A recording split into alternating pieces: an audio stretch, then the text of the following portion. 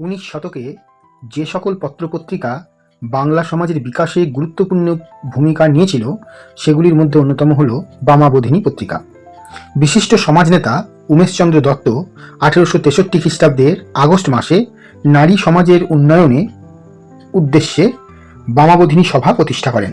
এই বামাবোধিনী সভার মুখপত্র রূপে কেশবচন্দ্র সেনের উদ্যোগে উমেশচন্দ্র দত্ত 1863 খ্রিস্টাব্দে বামাবোধিনী পত্রিকা নামে একটি পত্রিকা প্রকাশ করেন। এই পত্রিকা প্রকাশিত হতো কলকাতার শিমুলিয়া থেকে। বামা কথার অর্থ হলো নারী, আর বোধিনী কথার অর্থ হলো বন্দনা করা, অর্থাৎ বামাবোধিনী কথার অর্থ নারীদের প্রতি বন্দনা।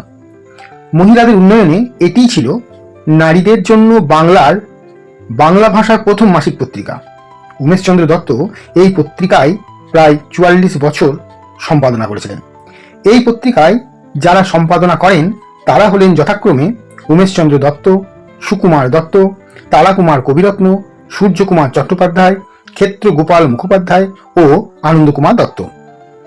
অর্থাৎ এই পত্রিকার শেষ সম্পাদক হলেন আনন্দকুমার দত্ত। বামাবোধিনী পত্রিকায় পুরুষদের পাশাপাশি মহিলারাও লিখতেন। তাদের মধ্যে অন্যতম হলেন লাবণ্যপ্রভা বসু, স্বর্ণপ্রভা বসু, মানকুমারী বসু, কামিনী রায়, প্রিয়ংবদা দেবী প্রমুখ। প্রায় 60 বছর ধরে এই পত্রিকা প্রকাশের পর 1922 খ্রিস্টাব্দে এই পত্রিকা বন্ধ হয়ে যায়। বাংলাদেশের নারীদের অবস্থা ছিল অত্যন্ত সংকটজনক। বামাবোধিনী পত্রিকা নারী শিক্ষার উপর জোর দিয়েছিল, কারণ পত্রিকাটা ছিল ব্রাহ্ম সমাজের। ব্রাহ্ম সমাজের শিক্ষিত ব্যক্তিরা ধর্মীয় গোড়ামির ঊর্ধ্বে উঠে নারী শিক্ষার উপর জোর দিয়েছিলেন। তারা মনে করতেন সমাজের অর্ধেক অংশ হলো নারী, তাদের অশিক্ষার অন্ধকারে রেখে বাকি অর্ধেক অংশের উন্নতি হতে পারে না। তবে নারী সমাজের উন্নয়নে এই পত্রিকা বিশেষ ভূমিকা নিয়েছিল। এই পত্রিকার প্রথম সংখ্যায় নারী শিক্ষার দাবি জানানো হয় এবং তার জন্য পুরুষদের এগিয়ে আসার আহ্বান জানানো হয়। বিদ্যালয়ের সংখ্যা কম থাকায় ও সামাজিক প্রতিবন্ধকতার কারণে বাড়ির মধ্যে থেকেই লেখাপড়া শেখার পরামর্শ দেয় এই পত্রিকা। এই পত্রিকা সমাজে প্রচলিত বাল্যবিবাহ, বহুবিবাহ, পণ প্রথা ইত্যাদির বিরোধিতা করা হয় এবং এর খারাপ প্রভাবগুলি তুলে ধরা হয়।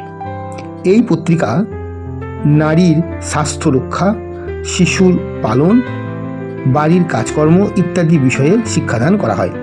এই পত্রিকায় রামমোহন, বিদ্যাসাগর প্রমুখের মতো প্রতিভাবান ব্যক্তিদের চিন্তাধারা তুলে ধরে মানুষকে যুক্তিবাদী ও বিজ্ঞানসম্মত করে তোলা হয়।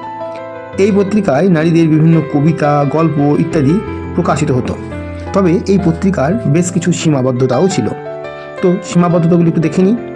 এই পত্রিকা হিন্দু নারী ছাড়া সমাজের অন্য ধর্মের নারীদের কথা তেমন ভাবেনি। 2, এই পত্রিকা কলকাতা ও মফস্বল কেন্দ্রিক ছিল, তাই গ্রামাঞ্চলে এই পত্রিকা তেমন প্রভাব পড়েনি।